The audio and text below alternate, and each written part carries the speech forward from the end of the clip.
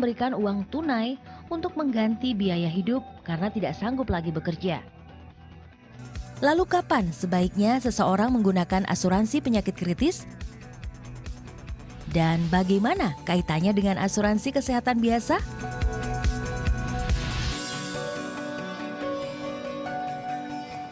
Tidak semua penyakit bisa tercover asuransi, khususnya penyakit yang tergolong kritis. Lalu penyakit apa saja yang masuk dalam kategori kritis? Kita akan membahasnya sesaat lagi. Bagi Anda yang ingin bertanya bisa hubungi kami di 295461188 untuk Jabodetabek dan 021295461189 untuk di luar Jabodetabek. Dan selamat pagi kepada Kang Epi hari ini sudah hadir dan juga Mbak Prita Gozi, perencana keuangan.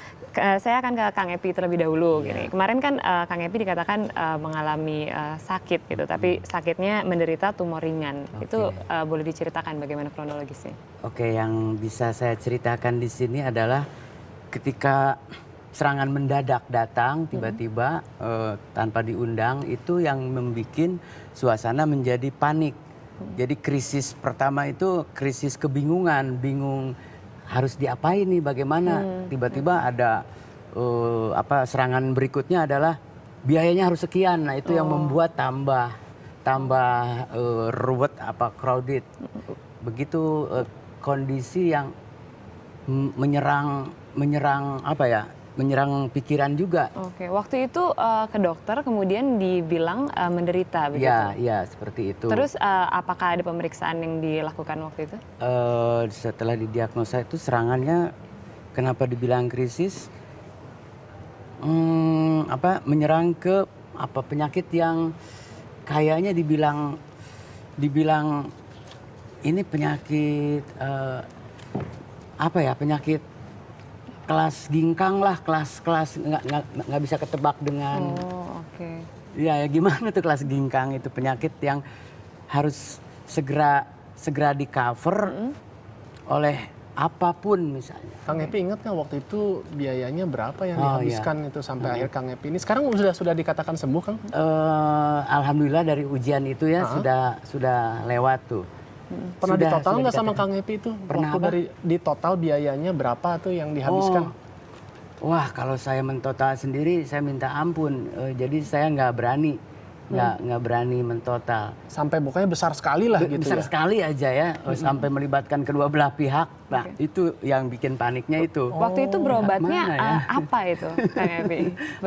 Berobatnya apa? Treatmentnya seperti berobatnya apa? Ya selain obat apapun, medik maupun apapun dicoba lah gitu ya panik supaya ketiga sembuh. Itu tahap ketiga, panik ketiga. Oh ini obatnya apa? Ini mesti apa obatnya? Dan harus siapa yang menangani khususnya siapa? Kayak itu yang dibikin panik tuh, itu sebenarnya apa yang membuat kita tenang itu sebenarnya apa? Safety net-nya itu ya. Jadi Kang Epi selama ini bekerja sebagai seorang entertainer, tidak punya itu namanya asuransi baik kesehatan maupun asuransi penyakit kritis. Itu mungkin masalahnya di situ ya, yang membuat saya panik keempat itu. Tidak ada yang mengcover pada saat keadaan seperti itu. Mungkin sampai di situ dulu ya saya ceritanya ya. Soalnya untuk mengingat ke peristiwa itu, perlu ketenangan. Perlu ketenangan. Tapi puji Tuhan tiba-tiba harus disuruh menghitung lagi kan. Maaf, saya tidak ingat. Sambil Kang Epi ini menenangkan diri, kita beralih dulu saya ke Prita ya. Tapi puji Tuhan karena sekarang Kang Epi kan sudah bisa kembali hadir dan bugar kan. Nah kalau berkaca dari kasus yang dialami oleh Kang Epi, Mbak Prita melihatnya sebagai perencana keuangan seperti apa? Apakah harus sebenarnya asuransi kesehatan ini kita bayarkan? Gitu? Asuransi kesehatan itu sebetulnya di banyak negara maju itu diwajibkan dimiliki oleh semua orang. Kenapa? Karena kita semua itu bisa sakit. Nah, khusus untuk seperti Kang Epi ataupun teman-teman lain yang istilahnya bekerja sendiri, yang tidak bekerja di kantoran, itu maka kewajiban memiliki asuransi kesehatan itu akan jauh lebih tinggi lagi, Mbak Shanas. Karena apa? Apabila sakit, itu biaya sakitnya tidak ada yang tanggung kecuali diri sendiri. Nah, selain daripada itu, ada satu hal yang kadang terlupa, bahwa pada saat sakit tidak bisa kerja. Kalau tidak kerja, honor ataupun lain-lain itu tidak ada karena bukan pekerja kantoran. Jadi istilahnya pekerja sendiri. Kalau pekerja sendiri itu ya dia sakit, dia liburan, dia apa, uang tidak akan masuk ke dalam rumah tangga. Iya, Betul ya benar, Kang Epi? betul. Nah itu sebabnya ada satu jenis lagi asuransi yang namanya asuransi penyakit kritis. Itu sebetulnya fungsinya untuk menggantikan penghasilan yang tidak diperoleh. Oh, oke. Karena kalau asuransi kesehatan, penggantian hanya bisa dilakukan kalau ada tindakan medis. Nah, kalau misalnya sampai Kang Epi tadi cerita, saya berobatnya pun bingung, obat apa, kemana, dan lain-lain. Nah, kan ada yang memilih ke rumah sakit, istilahnya medis gitu tindakannya, itu bisa digantikan oleh asuransi kesehatan biasa. Tapi ada banyak juga masyarakat di Indonesia yang sukanya adalah pengobatan alternatif misalnya. Nah, yang pengobatan alternatif ini tidak bisa mendapatkan penggantian oleh asuransi kesehatan, biasanya masih bisa diganti oleh klaim tunai dari asuransi penyakit kritis. Oh, kalau kita sudah memiliki asuransi kesehatan, apakah kita harus juga memiliki asuransi penyakit kritis? Oke, sebenarnya kalau dibilang harus atau tidak, jawabannya adalah belum tentu. Kalau asuransi kesehatan itu mutlak semua orang harus punya. Apalagi sekarang pun pemerintah sudah membantu kita semua. Mulai ada program yang BPJS Kesehatan. Itu dengan premi yang sangat murah, itu semua orang di Indonesia harusnya bisa memiliki perlindungan kesehatan. Nah, kalau asuransi penyakit kritis itu, dia misalnya terjadi penyakitnya. Oke, divonislah terkena salah satu dari list yang ada di penyakit kritis. Lalu misalnya klaimnya diterima oleh perusahaan asuransi, yang turun itu uang. Uang tunai. Nah, uang tunai ini apakah cukup untuk berobat semuanya? Bisa jadi iya, bisa jadi tidak. Karena kan tergantung kita punya uang pertanggungannya berapa. Misalnya Kang Epi waktu itu misalnya sebelum sakit punya asuransi penyakit kritis. Lalu tervonis kena penyakit, dapat penggantian misalnya 200 juta. Nah, pertanyaannya 200 juta ini bisa jadi cukup, bisa jadi tidak gitu. Tapi setidak-tidaknya ada sebagian penghasilan yang teramankan dengan adanya penggantian uang tunai Artinya ini. semakin besar uang atau nilai tunai yang bisa didapatkan apabila kita terdiagnosa penyakit kritis, tentunya semakin besar juga premi yang harus dibayarkan kita Pasti, setiap waktunya gitu ya, Prit. exactly. Tapi Yang apakah namanya- seperti Kang Epi nih sekarang sudah boleh dikatakan punya track record Ya. pernah mengalami penyakit yang boleh dikatakan nyaris menjadi penyakit kritis Ya, gitu. betul. Bisakah untuk membeli polis asuransi penyakit kritis itu? Oke, kalau masalah underwriting dari asuransi, jadi underwriting tuh kayak persetujuan gitu Kang Epi. Jadi oh ya saya mau ngelamar nih jadi aplikan untuk polis asuransi, saya bisa disetujuin nggak sih? Nah ini tergantung dari underwriting setiap perusahaan asuransi yang bisa berbeda-beda. Nah, tetapi ada tetapinya juga. Iya, iya. Biasanya kalau udah ketahuan yang jenis itu dikecualikan. Jadi misalnya kan penyakit kritis banyak nih, Iya. ada jantung, apa dan lain-lain. Nah mungkin kan Kang Epi belum pernah, insya Allah tidak Ya. dideteksi ada hubungannya dengan jantung. Nah apabila nanti suatu saat misalnya terkena penyakit yang berhubungan dengan itu, bisa saja diganti. Oke. Gitu. Tapi umumnya mereka yang pernah terdeteksi penyakit yang cukup berat akan ada additional premium. Jadi ibaratnya gini, kalau misalnya Mas Adrian yang belum pernah terdeteksi, Ya. mungkin bayar preminya 100. Tapi kalau Kang Epi ada tambahan lagi biaya, selain 100 ada tambahan 20 gitu. Karena apa? Oke. Dianggap lebih beresiko. Widih. Oh, oke. Tapi kalau Kang Epi kemarin juga sempat menjalani pengobatan alternatif juga. Iya sempat juga sempat. Saya nggak kebayang barusan. Kalau bisa ada safety Seandainya net iya, gitu kalau ya. seandainya Sebelum waktu itu ya udah punya yang udah namanya punya, asuransi saya nggak akan penyakit mengalami kritis. seperti ini.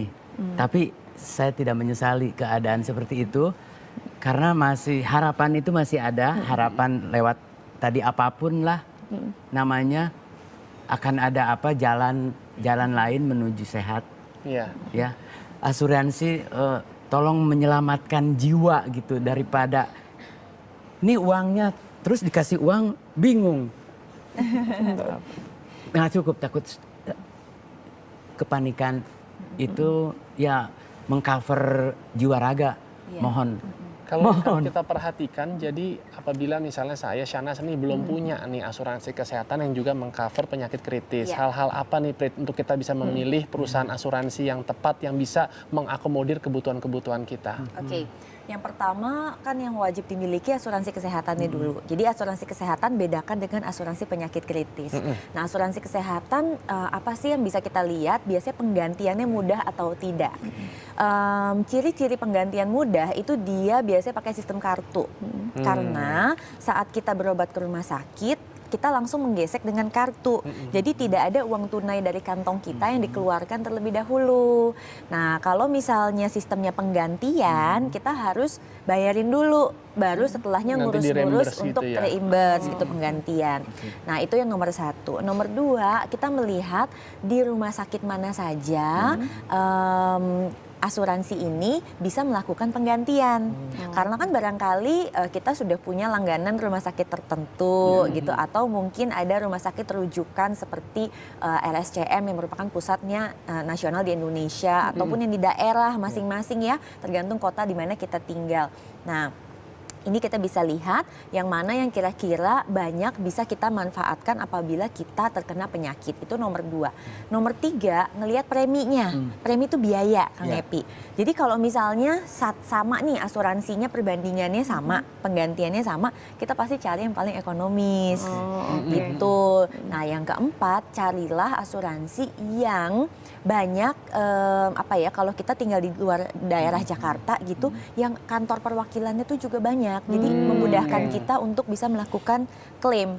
Karena intisari dari membeli asuransi itu kan membeli perlindungan. Nah, perlindungan atas apa sih? Atas finansial kita.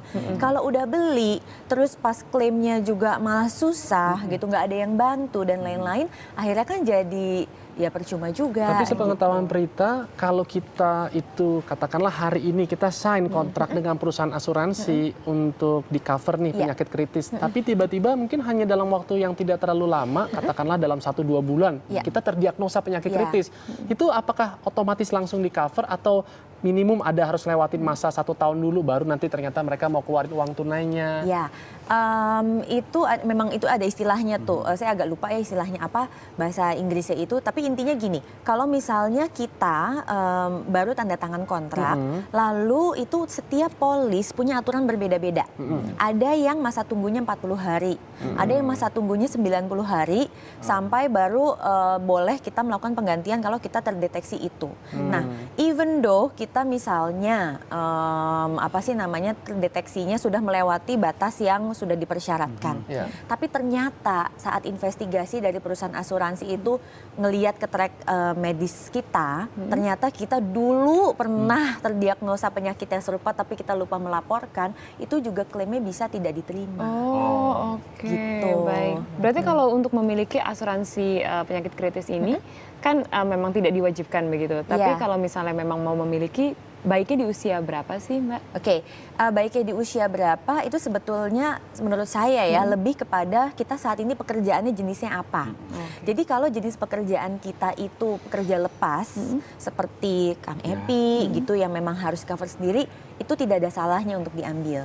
Tapi kalau misalnya dia memang pekerja kantoran, itu mungkin bukan prioritas, Mbak Shahnaz. Kalau anak-anak pun nggak apa-apa gitu untuk mendapatkan asuransi ini? Iya, karena kalau kesehatan itu intinya kan keluarga yang finansialnya itu bisa terganggu karena adanya biaya sakit gitu. Nah, kalau misalnya sekarang contoh juga, ini waktu itu ada kasus. Jadi dia hanya punya biaya kesehatan, dia hanya punya asuransi kesehatan. Sakit nih gitu kan, dirawatnya terus pilihnya di luar negeri.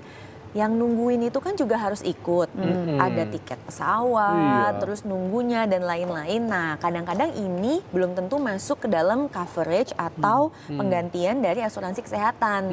Nah, dengan adanya misalnya salah satunya dibantu dengan asuransi penyakit kritis, itu memang bisa membantu juga gitu. Jadi, tapi bagaimana dengan orang yang dia beli asuransinya tuh ganda, Prit, ya kan? Jadi misalnya dia sudah beli, tapi ternyata dia merasa kok kecil sekali ya uang uang tunai yang saya bisa dapatkan. Kemudian dia tambah lagi, dia beli perusahaan asuransi yang lain. Bisakah ada double claim seperti itu? Oke, ada perusahaan asuransi yang memperbolehkan. Jadi pada saat klaimnya itu dia terima fotokopi, tetapi banyak yang tidak.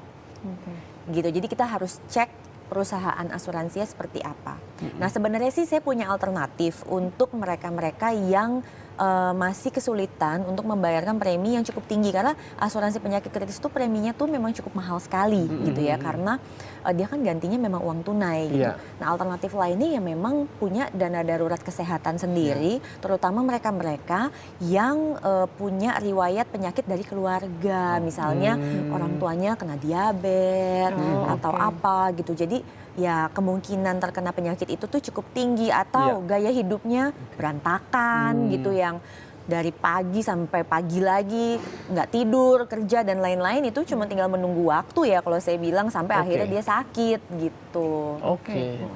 Oke, Kang Epi, udah lebih jelas juga ya. Lebih jelas dan lebih kebayang gitu, saya tinggal menunggu waktu, kebayangnya itu peristiwa-peristiwa kayak gitu. Aduh, Kang Jangan Epi. menunggu waktu, maksudnya ini langsung ambil tindakan untuk apa ya, memperbaiki yang kemarin yang misalnya masih salah, ya kan. Jadi lebih optimis lagi, pokoknya tetap semangat Kang Epi ya. Semangat ya. Semangat, mantap pokoknya lah ya. Cepat sembuh pokoknya dari penyakit-penyakitnya. Ada pencerahan lah ya.